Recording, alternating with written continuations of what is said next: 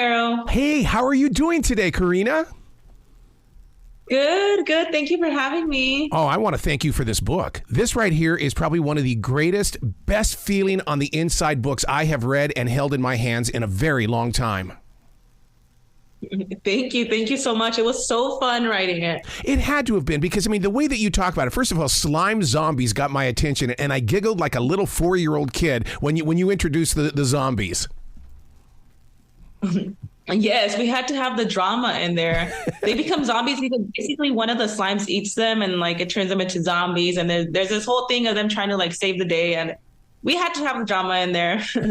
Well, and part of that drama is the fact that you put focus on 3 different slime shops, and they've got to work together or they compete against each other. But then the slime starts missing, and then so now you've got my attention. It's a crime novel too. Yeah. So basically, it's these 3 kids that run a slime shop.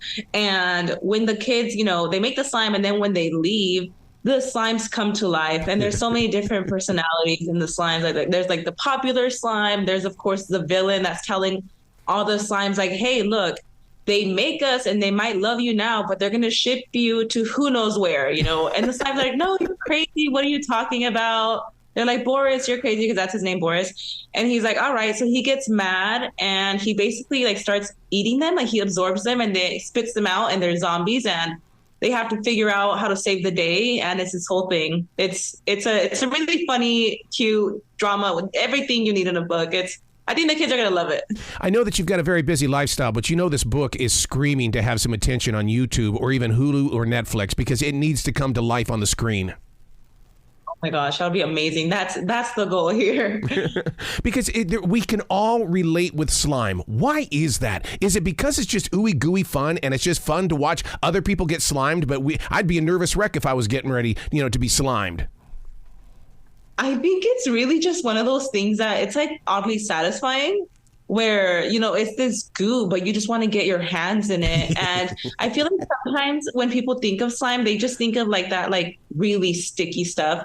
But slime has actually evolved a lot, and it shouldn't be, sticky and runny. It's actually really fun to play with and stretch and pop. And it's a really fun sensory toy. So I think even adults could enjoy it 100%. I mean, I think it's for everybody. Oh, I've been with JoJo Siwa, and I'll tell you, when she said it's the greatest feeling in the world to be slimed. Yes. Oh my gosh, yes. I've been slimed once, and it was amazing.